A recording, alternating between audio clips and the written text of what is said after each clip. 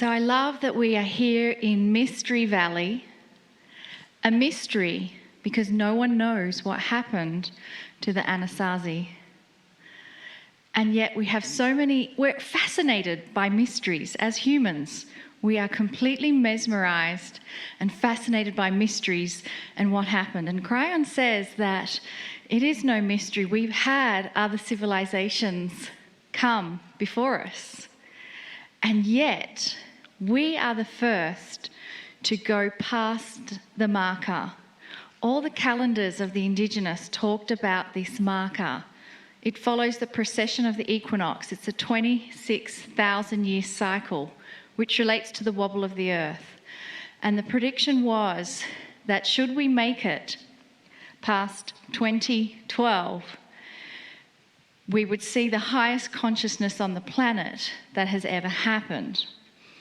So guess what? We are past 2012. Now there's another mystery I want to talk about, and it's the mystery that relates to ghosts. Now Kryon has told us that it's not a mystery at all. It's part of a system, because every time we come on the planet, we interface with the crystalline grid of the earth. It's an esoteric grid that was established by the Pleiadians, and it's the ultimate recorder of human consciousness, energy, and action. So what's the attribute of a recorder? You can go back and play it again. You can play the tapes. And so when we interface with ghosts or those that have passed and we interact with them as though they were still here, we're experiencing the memory that's been recorded on that crystalline grid. And so where we sit today in this very special place in Mystery Valley, we're interfacing with the crystalline grid. We're also interfacing with the consciousness grid, the sentience, the personality of Mother Earth. So we can have sometimes areas on the planet where you have an amplification of energy that is so palpable. We are feeling both the crystalline grid and the consciousness grids of the earth. Now here's where it gets interesting. Since 2012, the way that the crystalline grid remembers human energy in action has been recalibrated. In certain parts, particularly in the Northern Hemisphere, the crystalline grid is saturated with battles and war, drama, horror. And this is what's being recalibrated so that the grid is going to remember the emotions of compassion, of love, of oneness. And when you have a grid that becomes biased towards those attributes, this is going to be picked up by every child that is born onto the planet. Its Akash interfaces with that crystalline grid. It's being sent a signal of what the grid is vibrating at. So if we are vibrating at a higher rate, those coming into the planet vibrate at that higher rate. Doesn't it make sense that the younger generation will come and bring with them solutions we never even dreamed of or thought of? Doesn't it make sense that those children will come in and drop the lineage of hatred they have towards their perceived enemies? So this is why we really celebrate this time that we are in at the moment. And this is also why every single action that you take in your daily life, it's being recorded. It's being laid into and imbued into the crystalline grid. So what's going to happen next time when you transition and be born again onto the planet? It's kept there. It's held there. Nothing you've done where you've struggled has to be learnt again. It's already been learnt again.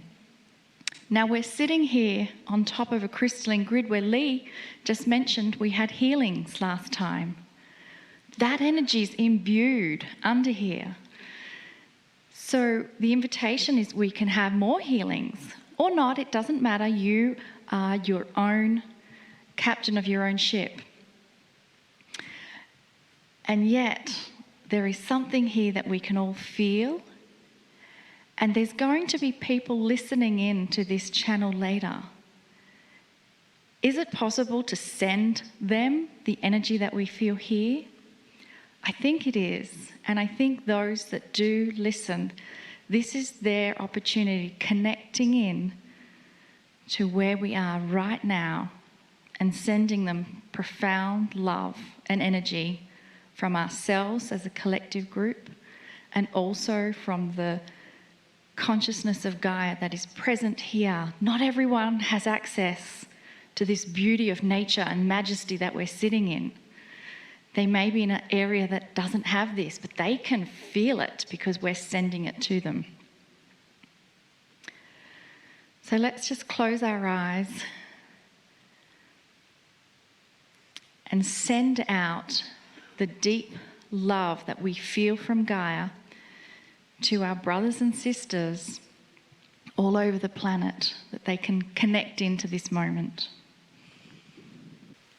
As you're sending this energy, anchor your consciousness into this space.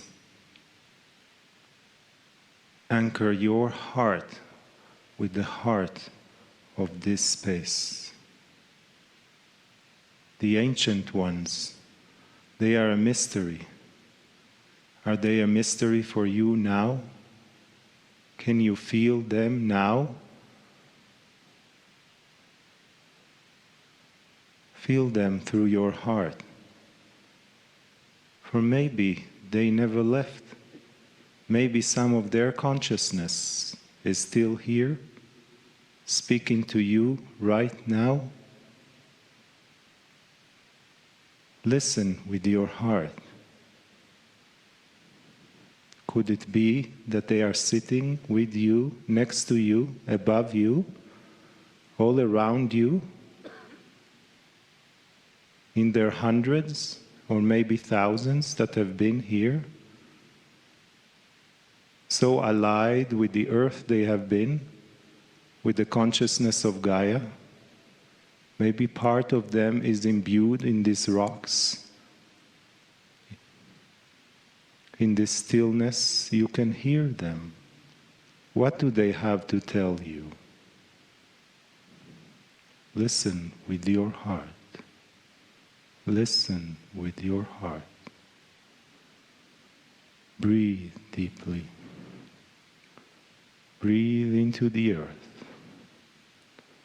Feel the very soft wind caressing you, loving you. It is all Mother Gaia.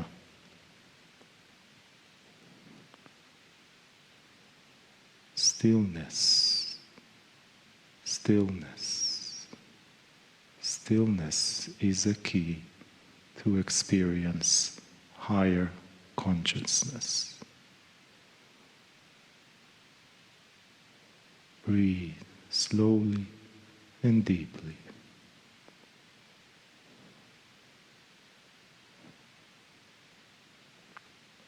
Feel, feel, feel. Let your minds rest. Let your thoughts go for this moment, for it is sacred. It is sacred. It is sacred. Drop deeper into your heart. Drop deeper into the center of your being, into the crystals that are in your being. What memories come to you now? What lives you had before? What unity can you find now? Who are the ancients? Were you an ancient before? Do you know each other from before? Let those memories and feelings come to you. Let them speak to you. You are an ancient. You have been here for millennia. You have been in other planets for millennia. There is no beginning. There is no end. It's always in a circle, always in a circle, always in a circle. Feel your heart. Feel your heart. Breathe.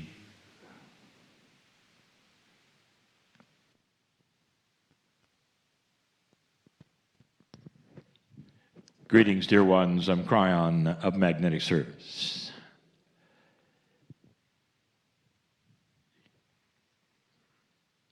Before I speak at all, I ask permission from the ancestors of this valley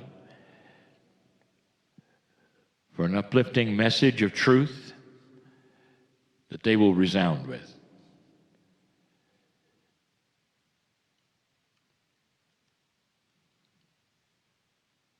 Dear ones, this is, for the listener, a place called Mystery Valley.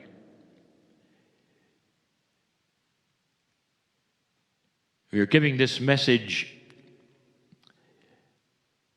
which is number 7 in the series called the Monument Valley Tour. Some of you may wonder what kind of place we're in because it echoes and the walls resound with the sound of our voice. It's an alcove which has a ruin at the top. And the group sits at the bottom against the walls to listen to yet again another message that was given in this very place. Could it be that there are places on the planet that are more conducive to healing and understanding and epiphany than others? And the answer is yes. It's already been mentioned even this day as to why that might be. Because humans leave an imprint on the earth. And it's difficult to explain that. For we have to get into non-linear concepts which so many believe are esoteric, and yet they can be proven. When you walk into a battlefield of any kind, where so many have died, there are those who feel the energy and will know something happened there. Even if you don't prompt them to say, well, this is an ancient battlefield, even if you take them for a walk and don't tell them where they are, they'll feel it. Some human beings are more sensitive than others. Some will feel it greatly, some will feel it marginally, some won't feel anything. But the question is this, is what are they feeling? What is the process where a human being could relate to something that happened in a place so long ago? And it happens daily, dear ones, that those would go into a place they didn't expect where something has happened and feel energies, and later they find out that was a burial ground, or that was a battleground, or that was sacred land in the past. And so the object of the lesson today is to tell you that there are things that you don't know, that are beyond that which you do. And what you do know and understand so profoundly is the linear existence and reality you live in. one step at a time, day by day, survival, making a living. And yet that is just a piece and a part of what real, actual reality is. It's so interesting to see what your scientists are discovering about multidimensional things. Now they are saying, well, there has to be at least 11, maybe as many as 22 dimensions as you walk around, and yet you're only aware of 4. And so this whole idea of multidimensionality is not somewhere else. It's here. It's in the mud that you walked in to get to this place. It's in every cell of your body. It's just that your awareness only puts you into 4 of them. Why do I tell you these things? Mystery. Mystery Valley. Let's talk about the greatest mystery of humanity. The one that all wonder about and none can prove. What really happens when you take your last breath? What is it? The mysteries abound and have through the ages and through the cultures. If you take a look at how this is treated, overwhelmingly you see one single thing that is a commonality. There is ceremony around the passing of a human being. And the ceremony is different for each culture and profound in many. In some, it is even guiding what they do next. Here, there's always been the idea of those that pass will go to a place and eventually will be accessible as the ancestors. Now, this is not uncommon with indigenous all over the planet. It's intuitive as far back as you go. There is the idea that death is not the end of a life. It may be the end of a 4-dimensional linear life, of a corporeal body that walks around, but it's not the end. And it really doesn't have much to do with religions or belief systems. It has to do with common sense and cultures. My partner took me to a place far away in the southern hemisphere, an island, 5 hours off the coast of Chile, called Rapa Nui. Some call it Easter Island. And they had their ancients. The Rapa Nui owned the land.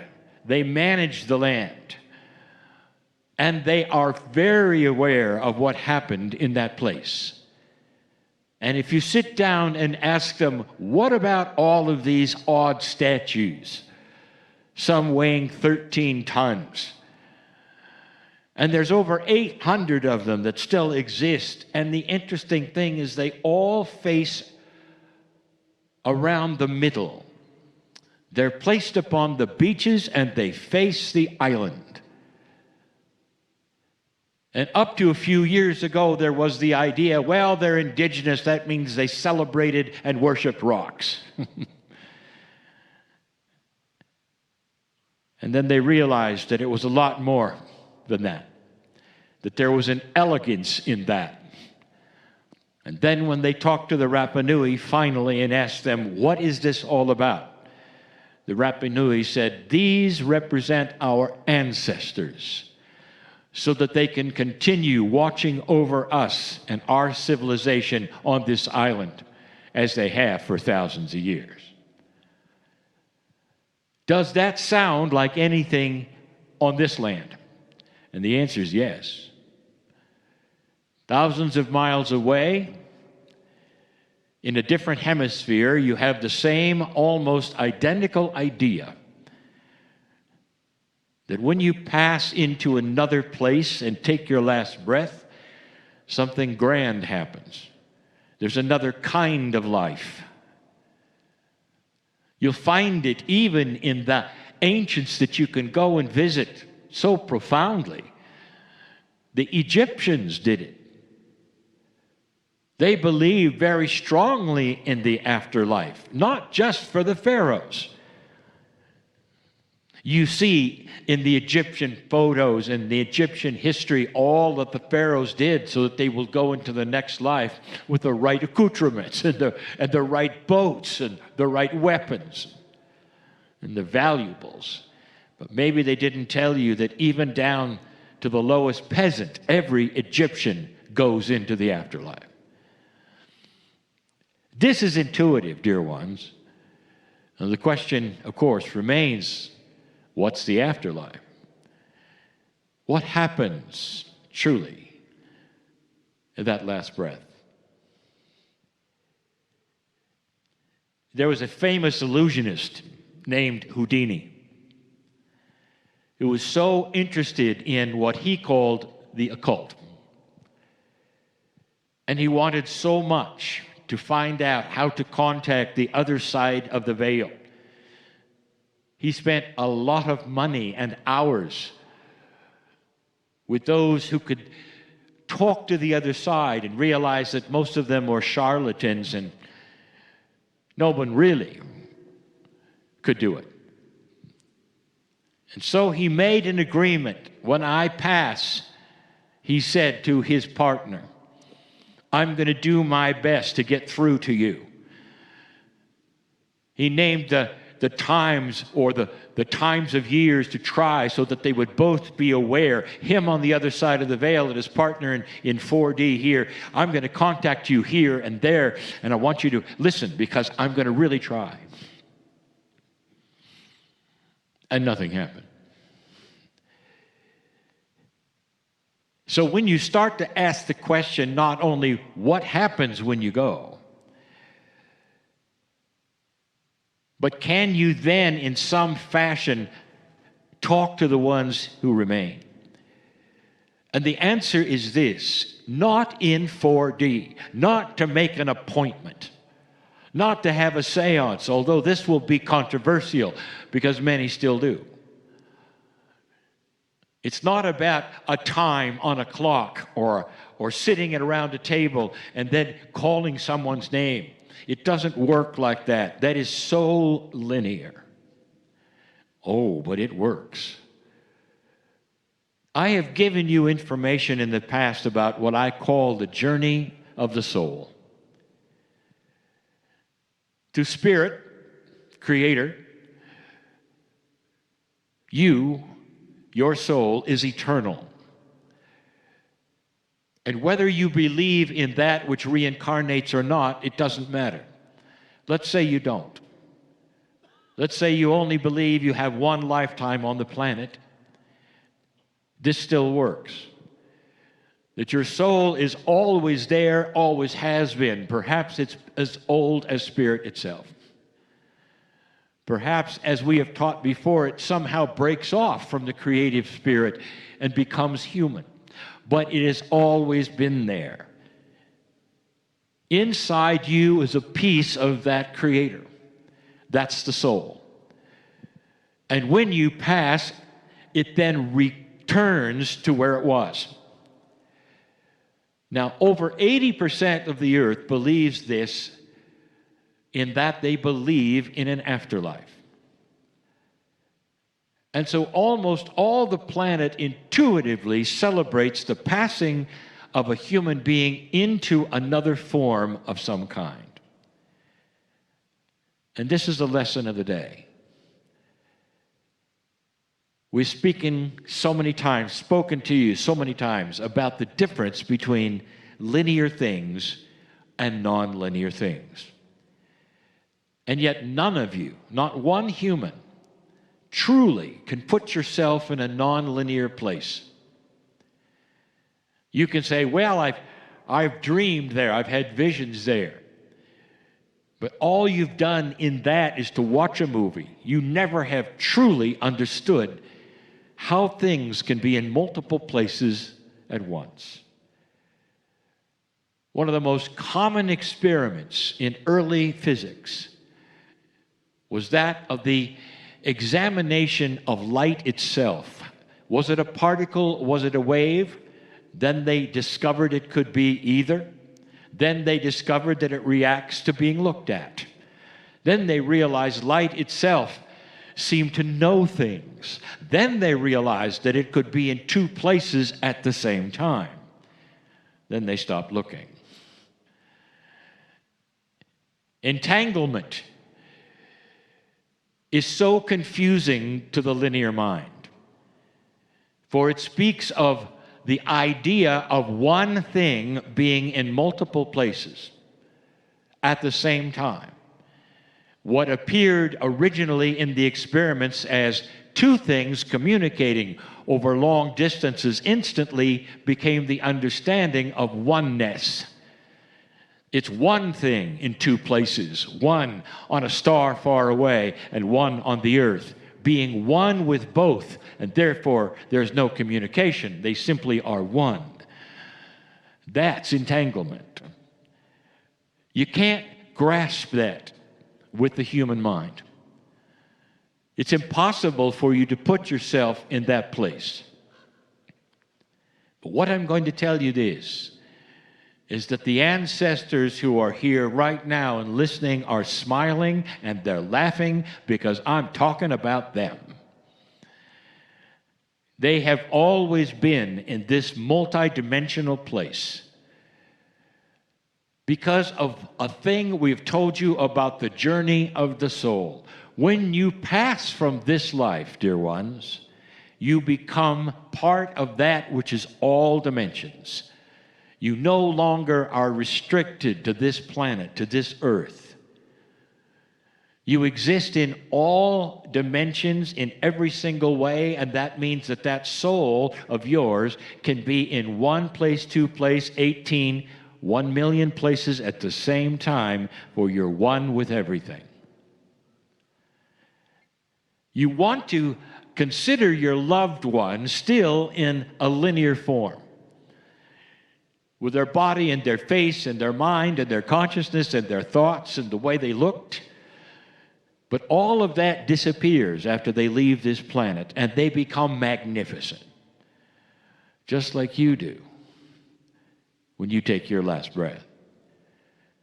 And that means those ancestors in this valley are exceptionally real.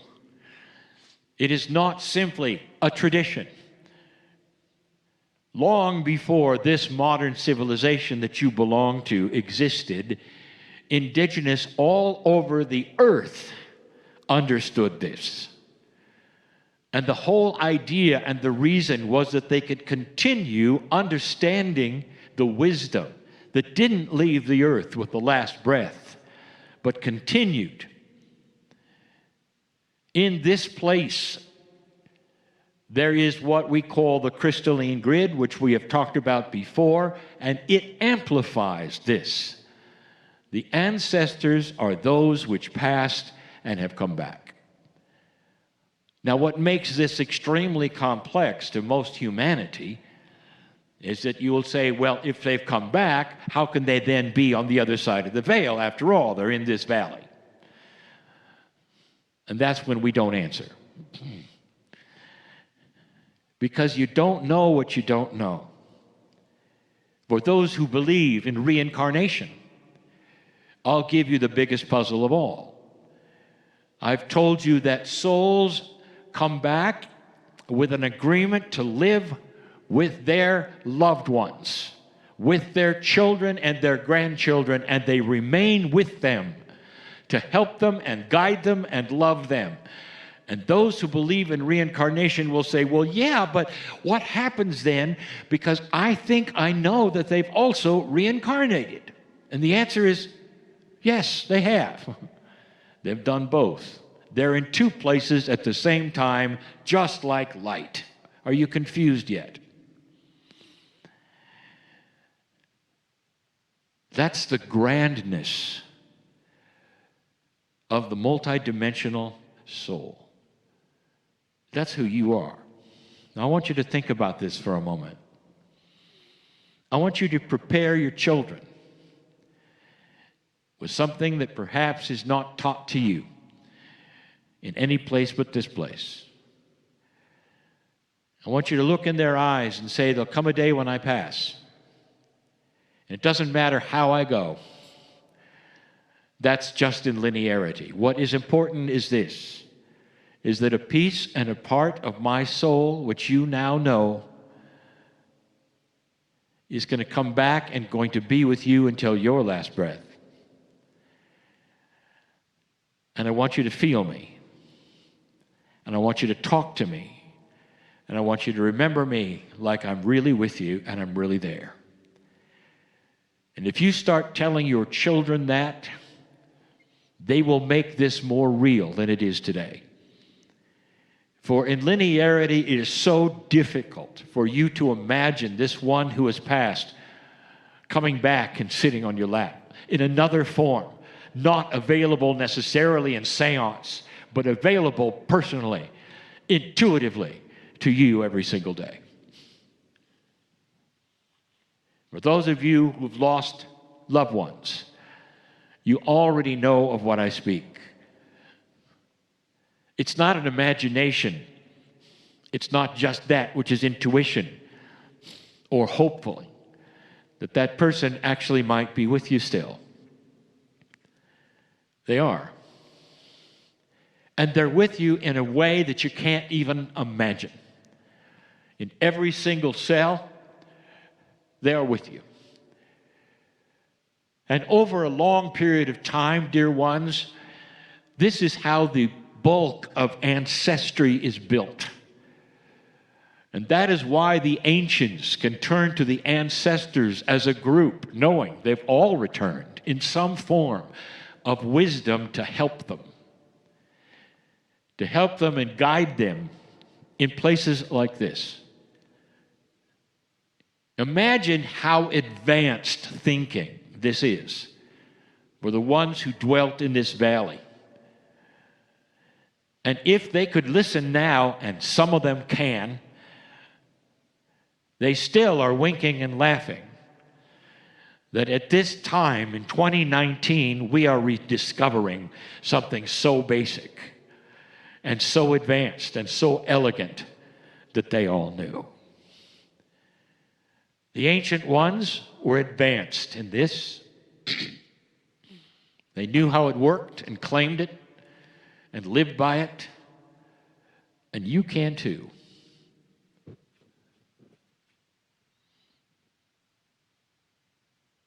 There are those in the modern age who've said, Kryon, they write to me. They say, Kryon, I am in a country where my ancestry is everywhere. I have no real ancestors like the indigenous did with one bloodline. I've done my DNA test and I am everything. How can this work in a modern day? Let me start by this. Do you believe in what I have told you about the esotericness of a soul? That you live after you die? And if you do, then how many past lives do you believe, light worker, you've had? And in that, how many have you met? How many have you loved? How many children have you had? In those lifetimes, esoterically, not the lineage that you measure with DNA. I'm talking about the esotericness. I will then tell you that how old you think you are, how many lives you think you've had on this planet, old soul, that every single one of those children you've had and loved and the parents you've had and loved are in your DNA now in an esoteric way.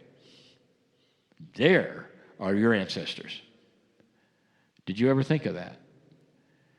Did you ever think that each one of you might have your own entourage, your own ancestors, as you walk along the street? It gets complicated. And to some, it gets eye-rolling. Because it's not standard. It's not what you were taught. You've all lost people, dear ones, in the last years. Between the time my partner brought me to this valley and today, there have been at least 2 that we met here that are no longer here, of the Navajo. I want you to picture for a moment every single one you've loved and lost, including those 2, are right here. In a way you cannot imagine or believe or maybe talk to in a linear fashion, but that you can feel. And if they could have a message to you right now, they would say there's more than you think going on this planet. There's more than you think in the shift, in the evolvement of consciousness. And they will say this, things will go away sometimes that you thought were so precious. But it's time for them to become one with other things. Things do not stay the same, and the wind blows differently in different times. And then they would smile and they would say, we are always with you, we are always here, we are always available, just like you're going to be for your children and your grandchildren. Let them know now, so that this will be part of their belief system. Just like it is in this place, on this land, in this culture, when they turn to their ancestors and ask them for guidance and wisdom, and they get it.